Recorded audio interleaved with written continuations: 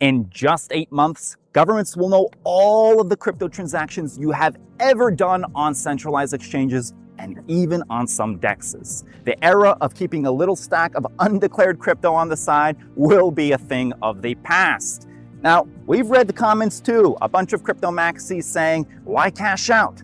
Just keep everything on your cold wallet and take what you need for living expenses through P2P. The problem? Once these automatic crypto reporting rules come into force, nobody's gonna want your undeclared coins, especially in the European Union and the UK. And Australia, Canada, the US, they are closely following suit. Over the next few minutes, I'm going to break down the last few countries where you will be able to cash out your cryptos directly even after 2026. So you can bookmark this video and watch it in a couple of months when the trap snaps shut. So let's dive in how cashing out will look like after the crypto asset reporting framework comes into force, as well as the last tax-free havens that will give you some breathing room. Here's the problem. Governments, they know that they can't outright ban crypto. That would be impossible. It's decentralized. You would literally have to cut off the internet in order to stop it. So they're going for the next best option, and that's sealing off every single exit ramp. Soon, cashing out your coins without declaring every single detail about yourself will be like smuggling cash through airport security. Starting with January 1st of next year, all exchanges operating in the European Union and the UK, and soon to be also the US, Canada, and Australia, will automatically report all of your crypto transactions to the taxman. And that includes sales, transfers, wallet balances, airdrops, NFT flips, even staking income, all tied to your verified identity. You can think of DAC8 and CARF as the crypto versions of the banking surveillance you know very well, FATCA and CRS. Under DAC8, all of the EU countries will get your information, and under CARF, the Five Eyes countries are trying to implement the same exact dragnet. Now, I bet a bunch of hodlers watching this are just going out of their minds saying, why doesn't this guy get it? Just keep your cryptos on a cold wallet, only cash out on a need-to basis, P2P. And I'm trying to tell you that those coins on that cold wallet will become unwanted. Let me explain to you in a simple way. If you don't declare your coins to tax authorities, it will be a crime. Just ask Roger Ver, it'll be considered tax fraud. But I bet you that if I didn't declare these €5, or heck, it even came from a bank heist, a crime, every single small business out here would still accept it. And by the way, it has a serial number, so technically speaking, it could be traced. They could call up the bank and all, but on a large scale, cash is untraceable. Meanwhile, that serial number for cryptos is etched on a public blockchain, except for Monero. And with AI surveillance sharpening every single year, with Chainalysis getting better, all of your cryptos that you've been storing on that cold wallet for years untouched can still trigger alarms. And if you'll want to spend the crypto from the cold wallet or cash it out via P2P, the burden of proof to prove the source of funds shifts to the person receiving your crypto. They'll be the ones who'll have to explain to the tax authorities or the banks where that crypto came from. And if they can't, then all of a sudden their accounts get frozen, they'll be questioned, not you. And that's why we actually believe that OTC dealers are going to pretty much vanish from CARF countries like the EU, the US, or Canada. And if they don't, then the commission rates are just going to skyrocket. Most people, they'll have to do OTC deals in offshore jurisdictions like Thailand, the UAE, or Turkey. But the thing is that the OTC dealer is going to give you a wire from an undesirable country, so you'll still have to do a bunch of accounting work to prove the source of funds to the banks. Now, since I believe that 90% of you won't have an exit plan until these regulations come into force, let's lay it out as if we are post-2026. You can come back to this video then when those regulations hit and get some insights. The first and easiest option to cash out undeclared, no source of funds crypto is Northern Cyprus. Why? They just really don't care where the money came from. It's as simple as that. And more importantly, because it's an unrecognized country by pretty much every place in the world except Turkey, your home country can't ask it for any information. You can literally be sitting in your home country, buy as much property, cars, whatever, enjoy it in the island, and nobody will know about it. Unless, of course, you're some Pablo Escobar type figure. Now, when we mentioned it a couple of months ago, it was a bit difficult for foreign non-residents to open bank accounts.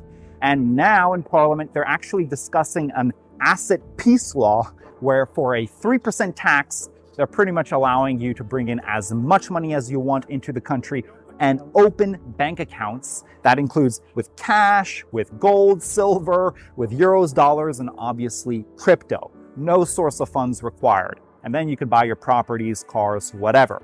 If you don't want to pay any tax, you can still obviously go through the free zone company, though it requires more bureaucracy. Now, the second option would actually involve you relocating physically to a crypto-friendly country. Right now, CARF is being implemented by 53 jurisdictions, the usual suspects being Australia, Canada, Europe, UK, the US. But interestingly enough, even some tax havens like the Cayman Islands, Gibraltar, the Channel Islands. So you look into the countries and Dubai is not on the list. So that would be one place to start with. They obviously have zero taxes on cryptos and no income tax for personal gains. If you have crypto with documentable sources, it's clean, then you can just buy yourself a property. You can get tax residency pretty straightforward. If not, there is still one legal loophole. It would be paying yourself a salary from a foreign company, though you would need to register a branch locally. The key is structure. You want to make sure that you do not trigger permanent establishment rules. And that means your job can only be auxiliary or preparatory.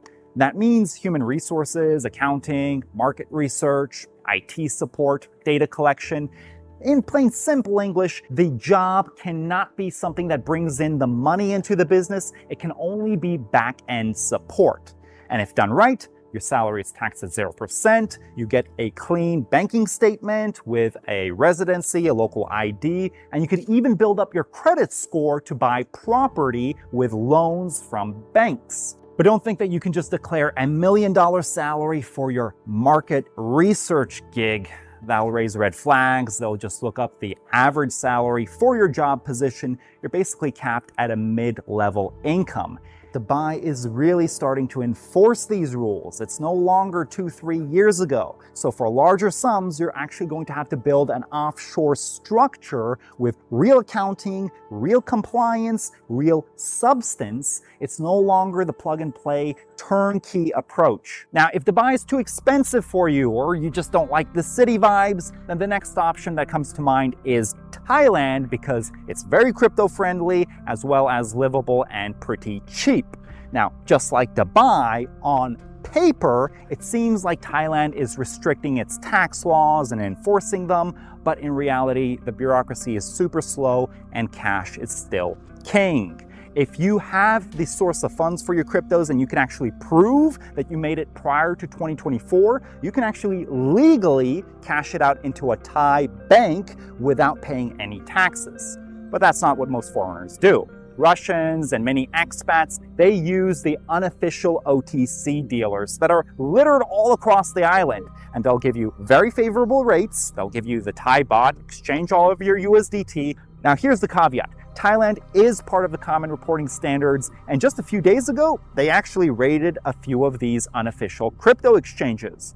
So if you're going to be moving there for tax purposes and become a resident, you're basically gambling that they're going to be dragging their feet, that enforcement is going to be minimal, but there's a chance that you'll have to relocate in a couple of years. Other countries not on the CARF list that are good for larger crypto cash outs will include Panama, Turkey, and Georgia.